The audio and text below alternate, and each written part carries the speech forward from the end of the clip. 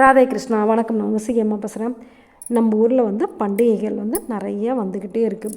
அந்த வகையில் நாம் இப்போ பண்டிகைகள் எத்தனை வகைப்படும் அப்படின்னு சொல்லி பார்க்க போகிறோம். இதுக்கு உற்சவங்கள் அப்படின்னு சொல்லியும் பெயர் இருக்குது.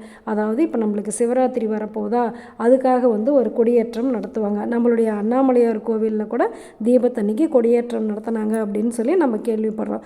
அதே மாதிரி திருப்பதியில் பிரம்மோற்சவத்துக்கும் என்ன பண்ணுவாங்க, கொடியேற்றம் நடத்துவாங்க. தைப்பூசத்துக்கு கொடியேற்றம் அப்படின்னு சொல்லி எல்லா கடவுள்களுடைய பண்டிகைகளுக்குமே கொடியேற்றம் நடக்கும். அது 12 ஆண்டுகள் அந்த பண்டிகை நடக்கும். நம்மளுடைய உள்ளூர் மாரியம்மன் கோவில்கள்லையுமே காப்பு கட்டினாங்க அப்படின்னாக்கா 15 நாள் பூசாட்டு அப்படின்னு சொல்லுவாங்க. அந்த மாதிரி காப்பு கட்டிட்டாங்க அப்படின்னாக்கா அந்த ஊரை விட்டு எங்கேயுமே வெளியில் போகக்கூடாது அப்படின்னு சொல்லி அர்த்தம். அப்படி பண்டிகைகள், அதாவது அந்த உற்சவங்கள் எத்தனை இருக்குது அப்படின்னு சொல்லி நம்ம பார்க்கலாமா?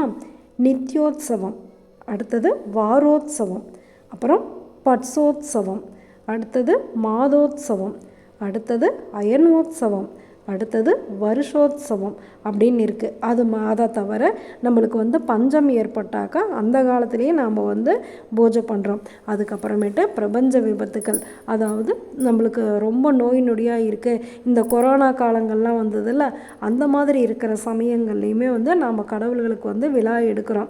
இப்படி எடுக்கிற விழாக்களோடு சேர்த்து மகோத்சவம், பிரம்மோத்சவம், வசந்தோத்சவம் அப்படின்னு சொல்லி கொண்டாடப்படுது. சரி, இது தவிர நம்மளுக்கு என்னென்ன பண்டிகைகள் இருக்குது, இந்த பண்டிகைகளோட விளக்கம் என்ன அப்படிங்கிறதெல்லாம் நம்ம நாளையிலேருந்து பார்க்கலாமா? நல்லது நினைப்போம், நல்லதே நடக்கும், ஆனந்தமாக இருப்போம். Okay, bye. ராதே கிருஷ்ணா.